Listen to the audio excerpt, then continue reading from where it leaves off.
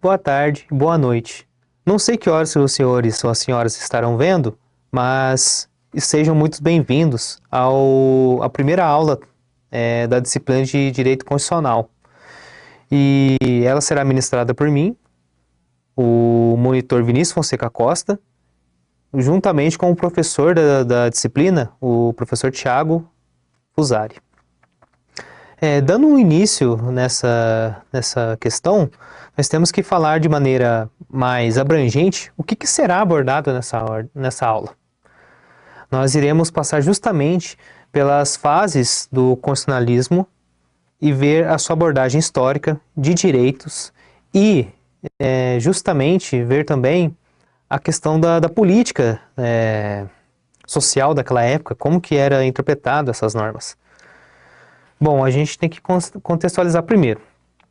Primeiro de tudo, nós veremos o que é o constitucionalismo, o que é considerado o movimento de constitucionalismo. Porque muitos confundem o movimento de constitucionalismo com a própria Constituição em si das nações. Eles têm diferenças ponderativas que nós iremos ver a seguir. Mas depois nós passaremos justamente numa fase histórica na Magna Carta de 1215, na Inglaterra, para vermos justamente uma das primeiras declarações constitucionalistas do mundo. Depois nós iremos continuar na Inglaterra, vamos dar um salto qualitativo no tempo para 1628, onde nós iremos abordar a Petition for Rights, uma continuação da Magna Carta, justamente para assegurar aquilo que já estava consolidado nela há 400 anos antes. E depois, finalizando esse constitucionalismo medieval, nós vamos por fim para o Bill of Rights de 1688 e 1689, passando assim para o constitucionalismo moderno.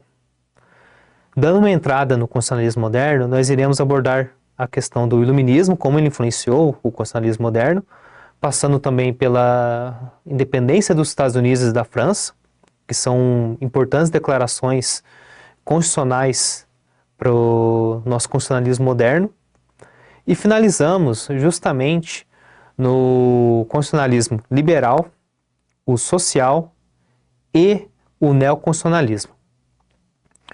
Então, pessoal, já que eu já dei esse panorama geral do que vai ser abordado na aula de hoje, vamos começar então, né? Espero que os senhores estejam com paciência, pois a aula vai ser longa. Então, primeiro de tudo, nós temos que ver o que é o constitucionalismo. Justamente, ele trata de um movimento político e filosófico voltado à limitação do poder dos governantes e à garantia do respeito dos governados. Quando o Karl Loewenstein ele fala em limitar o poder absoluto, ele não se refere a uma simples vontade política, mas a uma estrutura institucional concreta capaz de impedir a concentração arbitrária da força.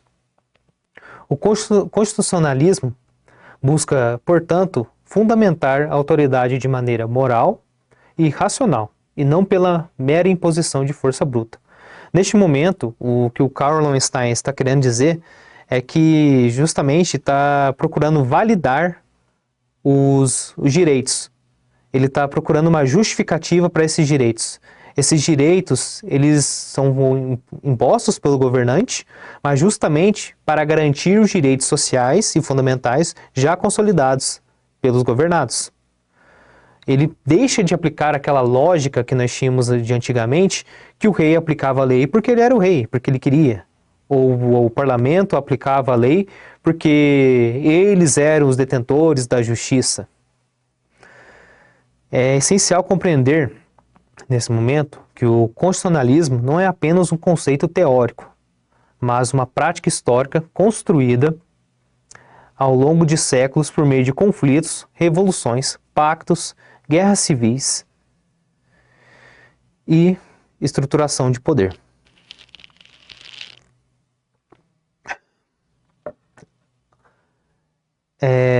Há uma distinção conceitual crucial. O constitucionalismo não se confunde com a própria ideia de limitação do poder, que é o que eu estava falando antes sobre a questão do Karl Loewenstein. Enquanto fenômeno social, a limitação do poder existe desde o período dos hebreus e desde das civilizações mais antigas, como estudo histórico, jurídico e sistemático. O constitucionalismo nasce como reflexão sobre o Estado moderno, que é por isso que nós vamos abranger a Magna Carta, que é quando a gente inicia realmente o estudo de constitucionalismo. A limitação do poder nós já víamos antigamente, por meio das crenças, por meio da própria lei e dos costumes das épocas. Nós tínhamos isso com os hebreus, porque justamente o rei ele era limitado pela lei divina, pela Torá. Ele era subjugado a essa lei. Ele não poderia estar superior às demandas e às leis de Deus. Então essa questão da limitação de poder, ela vem justamente não de uma questão escrita em si, mas como uma questão social já garantida, com os costumes e com a tradição. Para Bernardo Gonçalves Fernandes Aduz, que não há linearidade doutrinária. O que existem são construções históricas dependentes de tempo e espaço. Ou seja, não se trata de uma evolução mecânica em que uma fase substitui automaticamente a anterior. Cada sociedade constrói suas próprias formas de limitação do poder de acordo com suas necessidades, conflitos e tradições. Ou seja, o que ele está querendo dizer aqui? Que uma Constituição, ela não é melhor que a outra.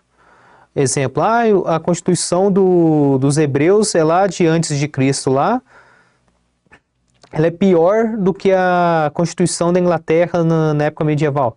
Não. As constituições, elas são o reflexo da realidade daquele povo. Elas são aquilo que dá sentido para aquela sociedade ela possa prosperar. Por isso, falar em constitucionalismo não é apenas falar da existência de uma Constituição escrita, mas analisar como diferentes sociedades desenvolveram mecanismos jurídicos e institucionais específicos para conter o poder e proteger direitos. A pergunta que eu quero fazer para os senhores é: como o poder deixa de ser arbitrário e passa a ser juridicamente controlado? Deixar os senhores pensarem um pouquinho.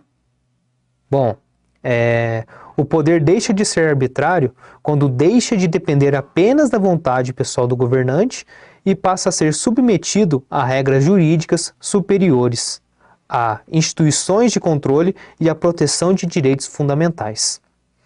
É essa construção histórica, voltada à contenção do poder político e à afirmação de direitos, que percorreremos agora, começando pela Inglaterra feudal do século XIII. Bom, o que nós podemos falar de Carta Magna, ou Magna Carta, nesse momento? O que deu início, nós temos que entender o conceito histórico que estava ocorrendo naquele momento. Nós temos o rei João Sem Terra, que naquele contexto anteriormente, ele estava perdendo a guerra contra a França e estava perdendo seus territórios continentais na Europa, justamente na França. E como ele estava perdendo isso, ele, para continuar mantendo essa guerra, financiando essa guerra, ele começou a implementar impostos abusivos em cima da nobreza, que sofreu um interdito do Papa Leopoldo III por cobrar impostos das propriedades paroquiais. Ele, justamente com esse descontento maior da nobreza, eles no ano de 1215 invadiram a capital londrina, convocaram o rei para assinar um tratado num terreno neutro, que é o terreno de Runnymede, e lá eles determinaram algumas cláusulas que acabavam justamente com aquilo que ele estava colocando, que é, primeiro, acabar com os impostos abusivos colocados à nobreza, justamente por meio de que a concessão dos impostos só poderia ser feita por meio da aprovação da corte real.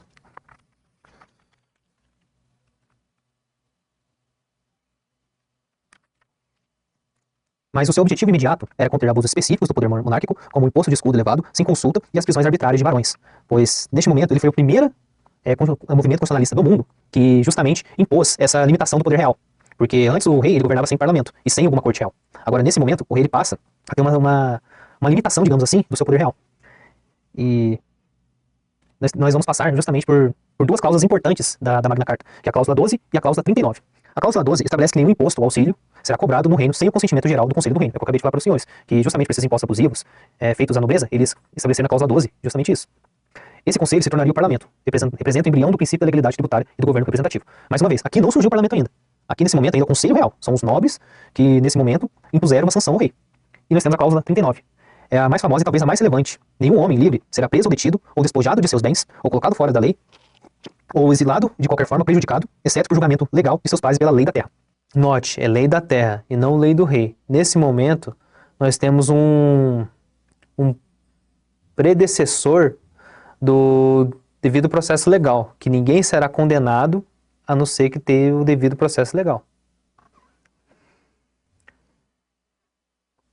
Nessa cláusula está o antecedente remoto que deu o devido processo legal, que eu acabei de falar para os senhores, que evoluiria no direito inglês pelo Petition of Rights de 1628 e chegaria ao direito constitucional contemporâneo como cláusula pétrea da ordem jurídica.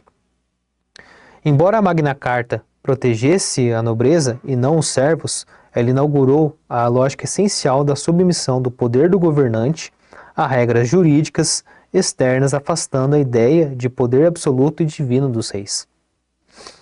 Bom, agora nós vamos dar um salto no tempo qualitativo de uns 400 anos para o ano de 1628, quando foi feita a Petition of Rights.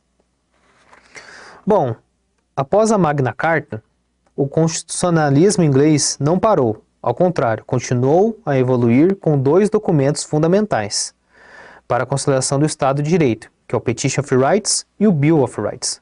Nós vamos dar uma destrinchada entre os dois para não ficar algo confuso na cabeça dos senhores. O primeiro que a gente vai falar é o Petition of Rights, sobre o reinado do rei Carlos I. O contexto ele é um pouco dramático. Nós temos que lembrar naquela época que o rei ele ainda estava em guerra. Só que essa guerra era a guerra que ele queria travar e não tinha justificativas. E nesse momento ele começa a fazer abuso de poder excessivo. Ele começa a cobrar impostos excessivos dos nobres novamente para que esses nobres financiem a guerra desse rei.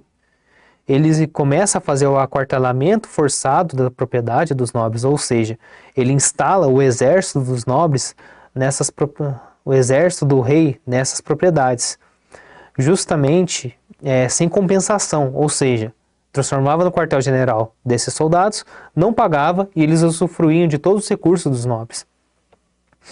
E por fim, quem não acatasse, os nobres ou qualquer um que não acatasse as normas do rei, seria preso arbitrariamente. Então, o Petition of Rights, ele surge nesse contexto. E ele é aprovado pelo parlamento e é uma reafirmação solene da Magna Carta com base na Common Law de Edward Coke. Ele estabelece 4 pontos inegociáveis que são verdadeiros marcos do constitucionalismo. O primeiro é: sem a aprovação parlamentar não pode haver tributação. Nesse caso, ele está reafirmando aquela cláusula 12 da Magna Carta, justamente de que sem a aprovação do parlamento não pode haver um imposto novo, uma tributação nova. Segundo, nenhum homem livre pode ser preso ou detido sem ser chamado a responder por alguma lei estabelecida, consolidando o princípio do devido processo legal.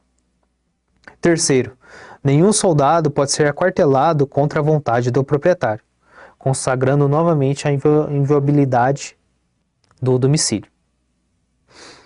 E quarto, nós temos a lei marcial não pode ser aplicada em tempo de paz, proibindo penas ou julgamentos especiais por comissão de arbitragem. Aqui temos a consagração do princípio da reserva legal, penal, e da inviolabilidade domiciliar, além da proibição de penas ou julgamentos especiais por comissão arbitrárias. A Petition of Rights representa um avanço significativo na proteção de liberdades individuais contra o arbítrio real. Agora nós vamos passar para o Bill of Rights. O Bill of Rights ele surgiu ali entre 1688 e 1689, e ele é resultado da Revolução Gloriosa. O rei Jaime II, ele havia tentado restaurar o catolicismo na Inglaterra, suspendendo leis anticatólicas por meio de poder de dispensa real, e mantinha um exército permanente sem autorização parlamentar. Então o que nós temos aqui? Nós temos um rei que quer voltar com a ruptura que houve com o catolicismo antes, com a Petition for Rights, e ele quer retornar justamente essa questão para dar os benefícios novamente para o clérigo. O parlamento, nesse momento, por insatisfação com essas medidas, eles depõem o rei Jaime II e oferece a coroa a Guilherme de Orange. Só que ele tem uma única condição para aceitar. Ele deve aceitar a Declaração de Direitos da Inglaterra, que se tornou posteriormente o Bill of Rights de 1689. Juridicamente, o que ocorre aqui é a inversão completa da fonte de legitimidade. O rei passa a governar por concessão do parlamento e não por direito divino, de sangue. O documento consolida definitivamente a monarquia constitucional inglesa, submetendo o executivo ao legislativo, de forma irreversível. Especificamente, o Bill of Rights proíbe o rei de suspender leis ou criar leis sem consentimento parlamentar. Garante liberdade de discurso parlamentar, estabelece liberdade de petição e proíbe penas cruéis e incomuns, e exige eleições parlamentares livres. A influência de John Locke é evidente nesse momento. O poder deve ser dividido e limitado para proteger liberdades naturais do indivíduo. Percebe-se assim um movimento progressivo e irreversível de limitação do poder e fortalecimento das instituições representativas. A limitação do poder deixa de ser episódica e passa a ser verdadeiramente institucionalizada. Bom, dando um aparato geral aqui para a Petition for Rights e o Bill of Rights, nós temos que lembrar que essas leis ainda valiam para a nobreza. Não valiam ainda essas leis para a população comum, para os servos, etc. Era somente para a nobreza. Vamos frisar isso bem aqui. Bom, partindo agora para a transição para o constitucionalismo moderno, do medievo ao constitucionalismo moderno, a ruptura epistemológica do iluminismo, a experiência inglesa preparou o terreno para o constitucionalismo moderno, que se consolida no século XVIII sob forte influência do iluminismo. Juridicamente, o iluminismo representa uma ruptura epistemológica completa com as formas tradicionais de legitimação do poder.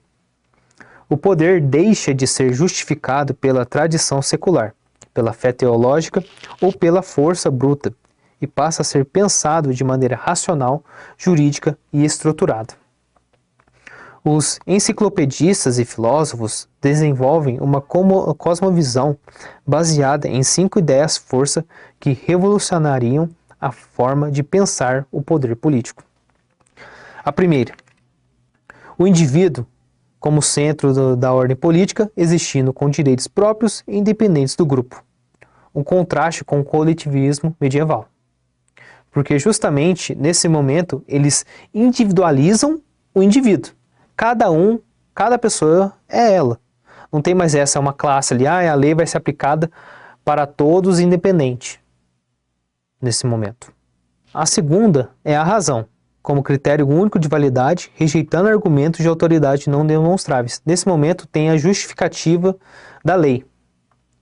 A terceira é a natureza, como fonte de direitos naturais inalienáveis, direitos que não dependem de concessão estatal, ou seja, direito à vida, direito à liberdade, direito à saúde, direito à habitação. A quarta é a felicidade, como fim terreno do Estado, rompendo com a visão escatológica medieval. Ou seja, nesse momento, o Estado está aqui para garantir que esses princípios, essas ideias sejam cumpridas, e não para interferir nelas. A quinta é o progresso, como horizonte histórico possível, isto é a ideia de que a sociedade pode melhorar, evoluir e aperfeiçoar-se.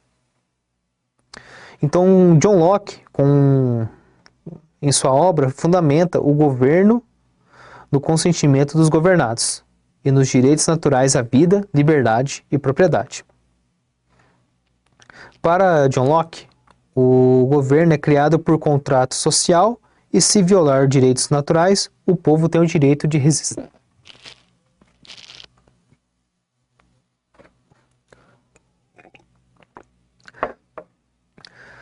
Para Locke, o governo é criado por contrato social e, se violar direitos naturais, o povo tem direito de resistência. Já para Montesquieu, ele teoriza a separação dos poderes como garantia da liberdade. Sua famosa ideia é a de que, para que não se possa abusar do poder, é preciso que, pela disposição das coisas, o poder freie o poder. Aqui nós temos no primeiro momento a primeira ideia da tripartição dos poderes, que é o legislativo, executivo e judiciário, justamente para que um fiscalize o outro e para que um controle o outro, para que eles não saia do eixo e vire algo tirânico. E já para Rousseau, no Contrato Social, ele afirma a soberania popular inalienável. Para ele, a soberania não pode ser representada, e o povo é o único titular legítimo do poder político. Esse contexto filosófico é essencial para entendermos o salto qualitativo que ocorre agora, a invenção da Constituição como norma fundamental, escrita e suprema. Bom, gente, eu finalizei por aqui a questão do período medieval, mas nós continuaremos na nossa próxima aula, tá bom? Espero que os senhores fiquem bem e até a próxima. E justamente nós vamos continuar a primeira aula que estávamos tendo antes, que é das fases do constitucionalismo. Justamente nesse momento nós iremos passar pelo constitucionalismo moderno, pois na aula passada a gente já finalizou a questão do constitucionalismo medieval, com a Magna Carta, o Petition of Rights, o Bill of Rights, e passamos um pouquinho pelo Iluminismo, justamente para vermos o impacto do Iluminismo no constitucionalismo. Mas só para reforçarmos, a Magna Carta de 1215 é aquela que primeiramente freou o poder definitivo do rei. Vinha com algumas limitações ao poder real. A Petition for Rights foi aquela que deu início ao parlamento inglês, e indo para o Bill of Rights, que realmente implementou de vez o governo e o tipo governamental que temos hoje na Inglaterra, que é o parlamentarismo monárquico. Dando essa recapitulação para os senhores, agora nós iniciaremos a aula 2 dessa disciplina, onde nós vamos passar pela Declaração de Direitos do Bom Povo da Virgínia, a independência dos Estados Unidos, a Declaração de Direitos Humanos da França, que é a Declaração Universal, assim adentrando de vez no constitucionalismo moderno, passando pelo constitucionalismo liberal, social e finalizando com o neoconstitucionalismo. Bom, vamos lá, porque o tempo está acabando. Bom, para iniciarmos essa aula, nós temos que ir para o ano de 1776, justamente para a Declaração do Bom Povo da Virgínia, que no âmbito do constitucionalismo moderno, a experiência norte-americana ela é absolutamente decisiva nesse momento. Justamente a Declaração do Bom Povo da Virgínia, ela redigida por George Mason e aprovada em 12 de junho daquele ano, é considerada a primeira declaração de direitos nos moldes modernos, anteriores inclusive à Declaração de Independência dos Estados Unidos de 4 de julho. Ela estabelece princípios que hoje são estruturais para qualquer constituição democrática. Primeiro é a igualdade entre os homens na titularidade de direitos inalienáveis, incluindo o direito à vida, à liberdade, à propriedade e à busca de felicidade e segurança. O segundo é a soberania popular como fundamento único do governo. O governo deriva seu poder do consentimento dos governados. O terceiro é a separação dos poderes em legislativo, executivo e judiciário, a fim de evitar a concentração de poder em um único. O quarto é a realização de eleições periódicas e livres, com um mecanismo de contenção, isto é, prestação de contas ao povo. O quinto é a proibição de privilégios hereditários em cargos públicos, assim acabando com o nepotismo. Justamente nesse momento, aquela ideia de que o pai, que é prefeito da cidade, ele vai lá e coloca o filho dele como um cargo comissionado de suma importância dentro do governo dele. A Declaração da Virgínia combina em um único documento duas funções que antes andavam separadas. A primeira, a organização do poder político por meio da separação de poderes. A segunda, a limitação desse poder por meio da garantia expressa de direitos individuais. Isso era absolutamente inovador, pois antes havia documentos que organizavam o poder e outros que declaravam direitos. Aqui, pela primeira vez, ocorre a fusão dos dois direitos juntos. Thomas Jefferson, ao redigir a Declaração de Independência, incorporou diretamente essas ideias de Mason, especialmente a noção de direitos naturais inalienáveis. A influência da Declaração de Virgínia, direta e documentada nesse momento. O importante é que aqui temos um modelo completo do constitucionalismo liberal moderno.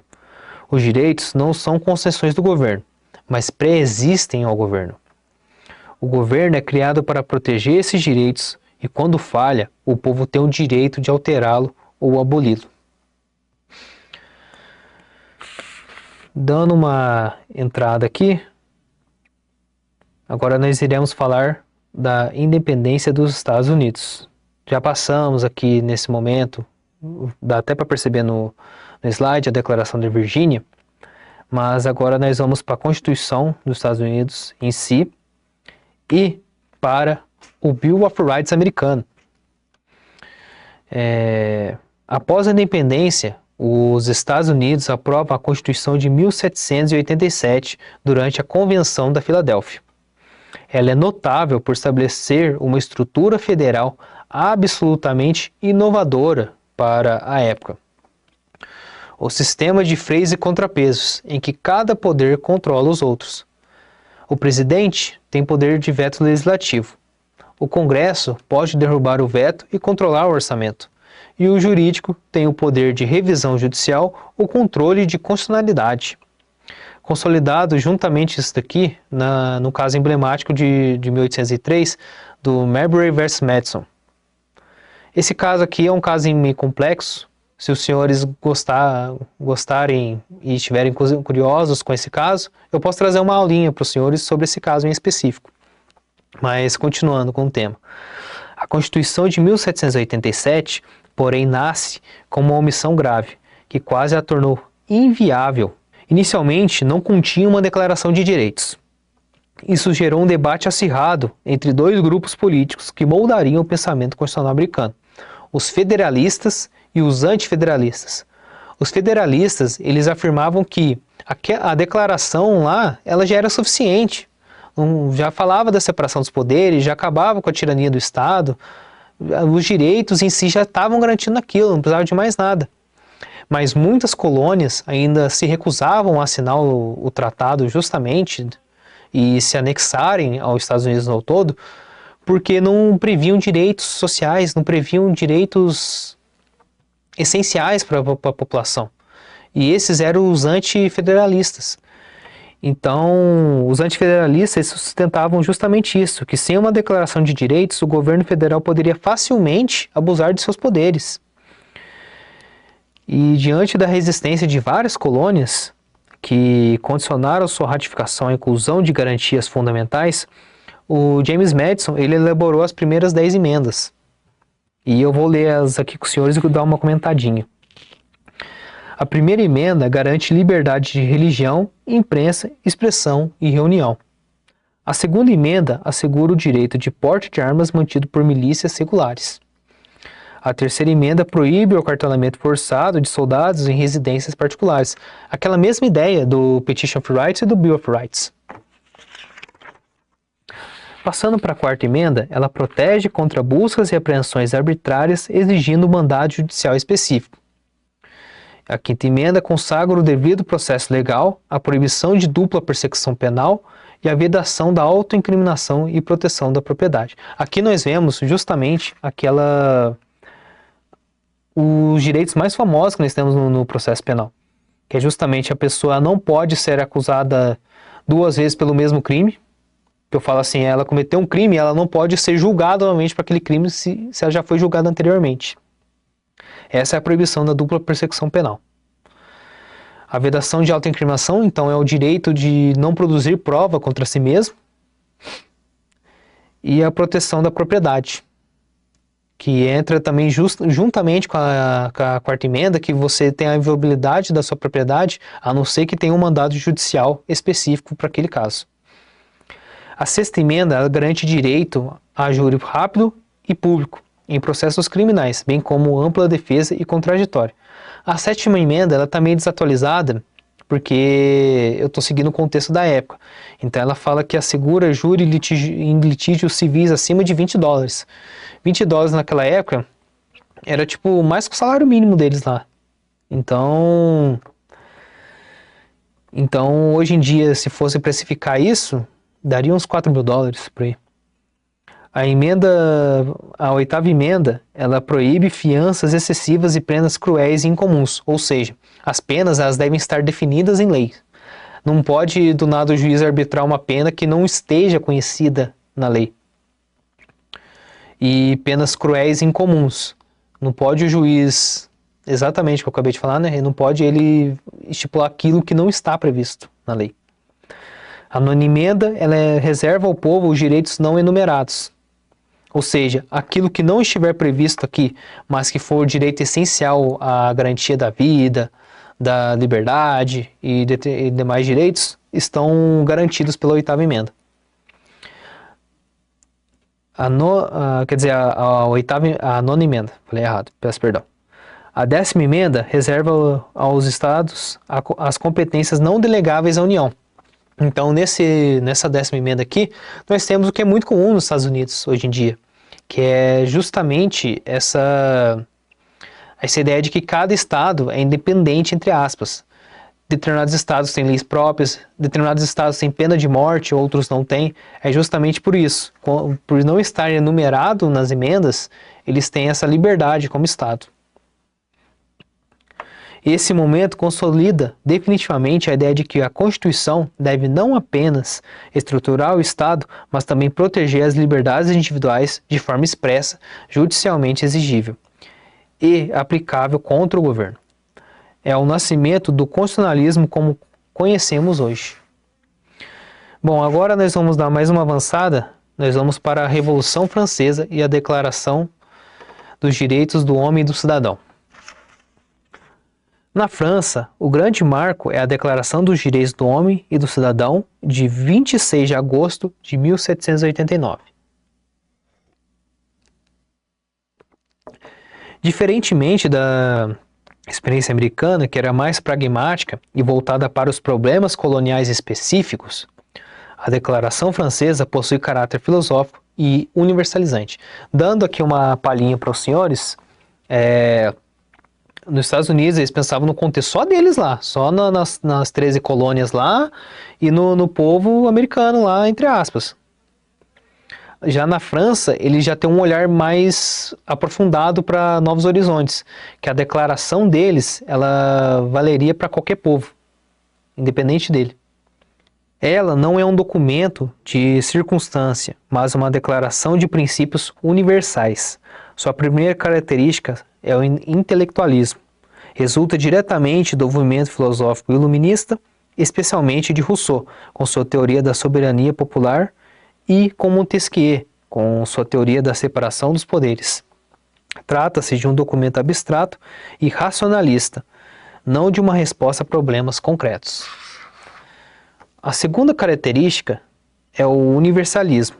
não se dirige apenas ao cidadão francês, como explicado anteriormente, mas ao homem em geral, proclamando direitos válidos para todo ser humano em qualquer lugar. Aqui nasce a ideia de direitos humanos e universais. E sua terceira característica é o individualismo. Protege o indivíduo contra as intromissões do Estado, refletindo o liberalismo clássico. Aqui é aquela ideia do direito negativo, né? Da não intervenção do Estado na vida do povo. O indivíduo é o centro e o Estado existe para protegê-lo, não para dominá-lo. Agora nós vamos passar por alguns artigos importantes da Declaração dos Direitos do Homem e do Cidadão. O artigo 1º, ele proclama que os homens nascem e permanecem livres e iguais em direitos. O artigo 2º define os direitos naturais e imprescritíveis como liberdade, propriedade, segurança e resistência à opressão. O artigo 3º afirma que o princípio de toda soberania reside essencialmente na nação. O artigo 6º estabelece a igualdade perante a lei e a presunção de inocência.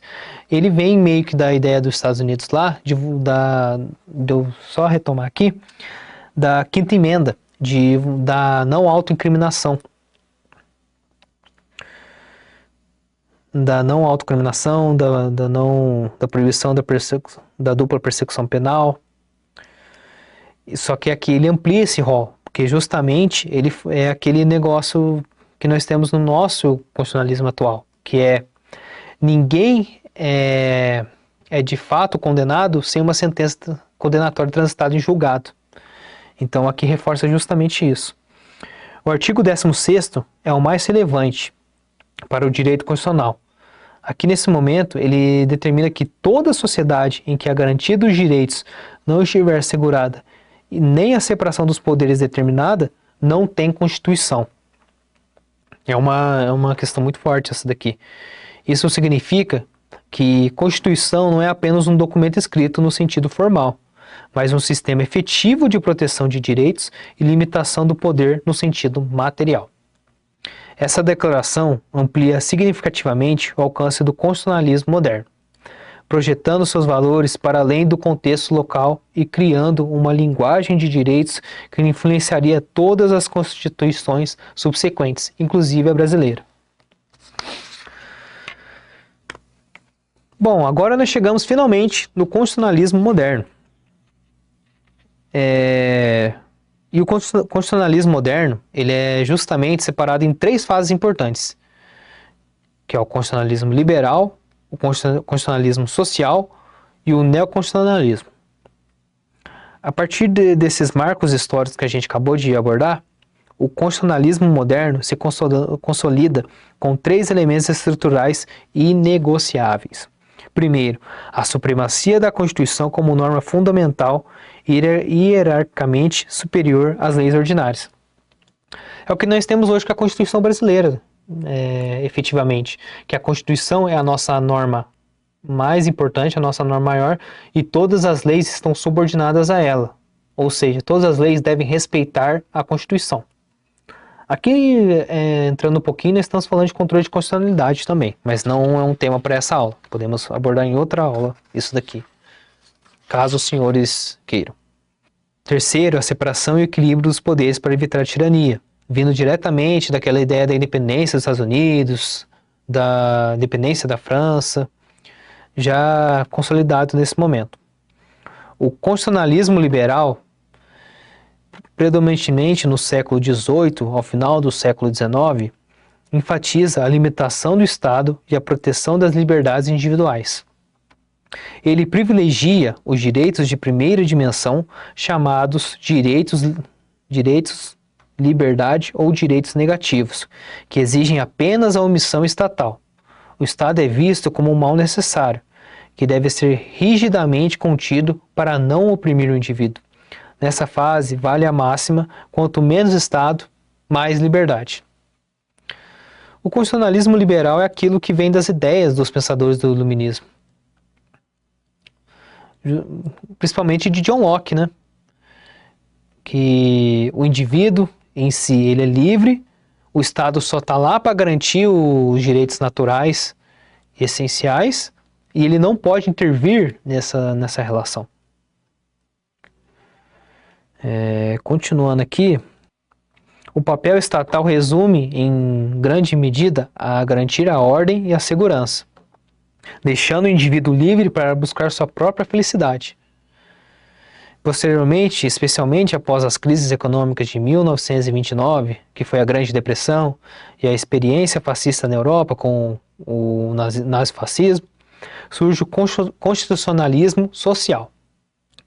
Ele amplia o papel do Estado e incorpora os direitos sociais, econômicos e culturais, isto é, os direitos de segunda dimensão ou direitos positivos. Ao contrário dos direitos da primeira dimensão, que eram os direitos negativos, agora nós temos um fazer do Estado. Agora o Estado, por meio das atividades dele, ele garante que todos os outros direitos eles vão ser cumpridos. E eles dão uma base para toda a população, que são os direitos sociais, os econômicos e culturais. E esses direitos exigem prestação estatal, como eu falei para os senhores. Aqui o Estado deve garantir educação, saúde, trabalho, previdência e habitação. A Constituição torna-se programática, não apenas limitadora, mas também ordenadora de políticas públicas. O Estado deixa de ser apenas um mal necessário e passa a ser um instrumento de realização de valores sociais. Por fim, no final do século XX, desenvolve-se o neoconstitucionalismo. Ele fortalece a força normativa da Constituição, amplia o papel dos princípios sobre as regras tradicionais e promove a constitucionalização de diversos ramos do direito. Inclusive, nesse processo, a incidência sobre as relações privadas entre particulares por meio da eficácia horizontal dos direitos fundamentais. Ou seja, agora nós temos a questão que nós temos hoje em dia na nossa Constituição, que são os direitos sociais e direitos fundamentais.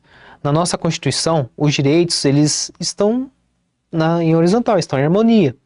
Eles não têm valoração. Exemplo, um direito previsto na Constituição, o direito à vida, ele não é maior que o direito à vida de outra pessoa ou o direito de liberdade de outra pessoa. Eles estão aqui em horizontalidade. Inclusive, inclui-se nesse processo a incidência sobre as relações privadas entre particulares por meio da eficácia horizontal dos direitos fundamentais. Só reforçando novamente para os senhores. Essa é a fase que vivemos hoje e que será examinado com mais detalhe a seguir. Entrando no constitucionalismo moderno ao neoconstitucionalismo, nós temos que no século XX ocorre uma ampliação significativa e qualitativa do controle das constituições em todo o mundo. A Constituição deixa de ser apenas um instrumento de organização do Estado e das instituições políticas e passa a influenciar todo o sistema jurídico. Isso alcança inclusive as relações privadas entre cidadãos comuns, que antes eram redigidas apenas pelo Código Civil ou pelo direito consuetudinário. Esse fenômeno é conhecido como constitucionalização do direito. Ele representa um fortalecimento sem precedentes da centralidade constitucional. A Constituição passa a ser vista como uma norma programática e axiológica. Ela não apenas limita o arbítrio estatal, mas também impõe diretrizes de políticas públicas, valores fundamentais e princípios que devem permear toda a atividade estatal e privada. Os direitos fundamentais passam a exercer uma função objetiva de ordenamento, irradiando efeitos por todo o sistema jurídico. Isso significa que a Constituição não se aplica apenas aos Estados, mas também influencia as relações entre particulares por meio da eficácia horizontal dos direitos fundamentais. Um exemplo prático, antes da constitucionalização, uma relação de trabalho era redigida apenas pela lei trabalhista e pelo contrato. Hoje em dia nós sabemos que existem várias leis específicas trabalhistas, existem até o próprio direito civil se aplica em toda a nossa esfera, o direito civil, o direito processual civil. Então antigamente era limitada somente àquela lei específica. Hoje em dia nós temos também a jurisprudência, os entendimentos, as doutrinas. Hoje ela também deve respeitar a dignidade da pessoa humana, a liberdade e a igualdade, todos os valores constitucionais, além de estar em consonância com a Constituição. E nós vamos abordar agora, por fim, o neoconstitucionalismo. No neoconstitucionalismo contemporâneo, a Constituição assume papel absolutamente central no ordenamento jurídico. Há uma maior força dos princípios constitucionais, como dignidade da pessoa humana, Estado de Direito, solidariedade e sustentabilidade. Esses princípios exigem interpretação ponderativa e equilibrativa, e não apenas subsunção lógica e dedutiva. Na prática, isso significa que o intérprete constitucional não pode aplicar a norma de forma mecânica. É necessário ponderar princípios, equilibrar valores em conflito e buscar a solução que melhor realize os valores constitucionais no caso concreto. Trata-se de uma interpretação valorativa e não meramente formal. Há expansão da jurisdição constitucional, com mecanismos processuais específicos de controle abstrato e difuso de constitucionalidade. Soma-se a isso a aplicação direta e imediata dos direitos fundamentais. A Constituição passa a orientar não apenas a atuação do Estado, mas também a interpretação de contratos, relações trabalhistas, direito de família e até o direito penal. Esse movimento ocorre por meio da filtragem constitucional das normas infraconstitucionais. As palavras-chave do neoconstitucionalismo são dignidade da pessoa humana, que nesse momento não se resume só ao direito à vida, mas sim a toda uma estrutura, todo um mecanismo que permita que aquela pessoa ela tenha uma vida digna e próspera. Isso daí nós podemos elencar vários direitos, direito à saúde, direito à educação, direito a saneamento básico, direito à segurança, direito a conseguir se alimentar bem, a lazer. Então, inúmeros direitos estão englobados na dignidade da pessoa humana. E ela é o valor supremo que permeia todo o ordenamento jurídico. Nós temos depois o Estado de Direito, como submissão de todas as autoridades à Constituição e às leis, ou seja, a Constituição é a nossa norma suprema. Ninguém está acima da Constituição. Nenhum prefeito, nenhum presidente, nenhum deputado, nenhum ministro está acima da Constituição. Ela está lá justamente para estabelecer esse pé de igualdade. Nós temos a solidariedade como dever de proteção mútua entre os membros da sociedade. Nós temos a sustentabilidade como responsabilidade com as gerações futuras, ou seja, o que nós fazemos hoje em dia, nós não estamos pensando somente no agora, nós estamos pensando justamente no futuro da nossa nação. As leis que criamos, os projetos que elaboramos, tudo isso é pensado no futuro também. Trata-se de uma nova forma de compreender o direito, com forte carga valorativa na qual a supremacia constitucional é garantida por um sistema efetivo de controle jurisdicional. A Constituição deixa de ser apenas um texto e torna-se uma força viva, atuante e presente em todas as relações jurídicas. Então, nesse momento, nós temos que o constitucionalismo, o neoconstitucionalismo, ele não se limita apenas à esfera, digamos assim, da Constituição.